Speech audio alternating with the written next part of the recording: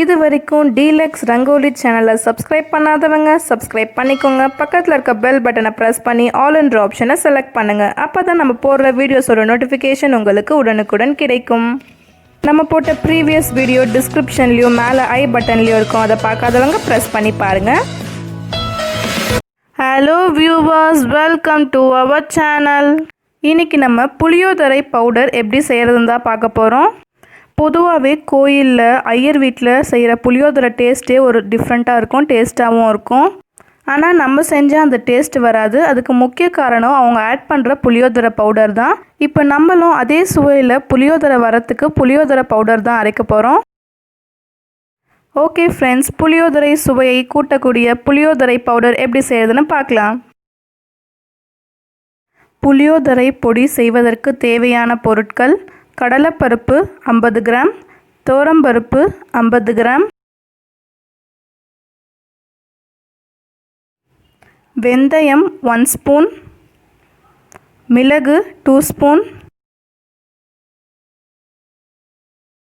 தனியா 50 gram,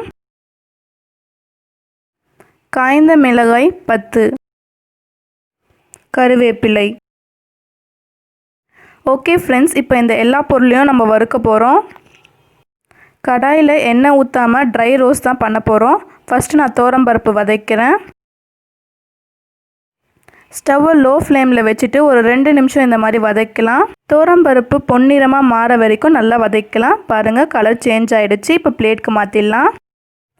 next தனியா வறுத்துக்கலாம். இந்த எல்லா பொருளுமே ஸ்டவ்வில் மீடியமாக வச்சு தான் நம்ம வதக்க போகிறோம், இல்லைன்னா தீஞ்சிரும். இப்போ தனியாவும் கலர் சேஞ்ச் ஆகிடுச்சு. இது பிளேட்க்கு மாற்றிடலாம். நெக்ஸ்ட்டு கடலைப்பருப்பு வறுத்துக்கலாம்.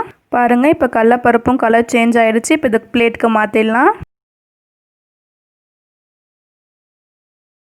நெக்ஸ்ட்டு நம்ம வெந்தயம் வறுத்துக்கலாம். நம்ம எல்லா பொருளையும் ட்ரை ரோஸ்ட் தான் பண்ணுறோம். எந்த பொருளுக்கும் ஆயில் ஊற்ற போகிறதில்ல. வெந்தயம் மிளகும் வறுத்தாச்சு. நெக்ஸ்ட்டு காய்ந்த மிளகாய், கருவேப்பிலை, இது 2 வறுத்துக்கலாம். இந்த மாதிரி எல்லா பொருளையும் நம்ம வறுத்துட்டு செய்யும் போது டேஸ்ட் சூப்பராக இருக்கும்.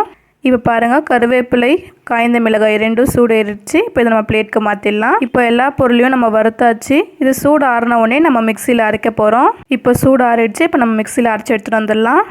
நம்ம எல்லா பொருளையும் வறுத்துட்டு செய்கிறனால பொடியை அவ்வளோ சீக்கிரம் கெடாது. இப்போ நான் மிக்சியில் அரைச்சி எடுத்துகிட்டு வந்துட்டேன். அவ்வளோதான் ஃப்ரெண்ட்ஸ், புளியோதரை பொடி ரெடி ஆகிடுச்சு. நம்ம எப்போல்லாம் புளியோதரை செய்கிறோமோ அப்போ இந்த புளியோதரை பவுடர் ஆட் பண்ணி செய்யும் போது டேஸ்ட் கோயிலில் சாப்பிட்ற அந்த பிரசாதம் டேஸ்ட்டே வரும். ஓகே ஃப்ரெண்ட்ஸ், இந்த வீடியோ உங்களுக்கு பிடிச்சிருந்தா லைக் பண்ணுங்கள், ஷேர் பண்ணுங்கள், DELUXE ரங்கோலி சேனலுக்கு சப்ஸ்கிரைப் பண்ணுங்கள், பக்கத்தில் இருக்க பெல் பட்டனை ப்ரெஸ் பண்ணுங்கள். அப்போ தான் நம்ம போடுற வீடியோஸ் ஒரு நோட்டிஃபிகேஷன் உங்களுக்கு உடனுக்குடன் கிடைக்கும். இப்போ ஸ்க்ரீனில் வர்றது நம்ம ப்ரீவியஸாக போட்ட வீடியோ. இந்த வீடியோ பார்க்காதவங்க வீடியோவை ப்ரெஸ் பண்ணி பாருங்கள். இந்த ரெசிபியை ட்ரை பண்ணி பார்த்துட்டு எப்படி இருந்துச்சுன்னு கமெண்ட் செக்ஷனில் மறக்காமல் கமெண்ட் பண்ணுங்கள். Thanks for watching.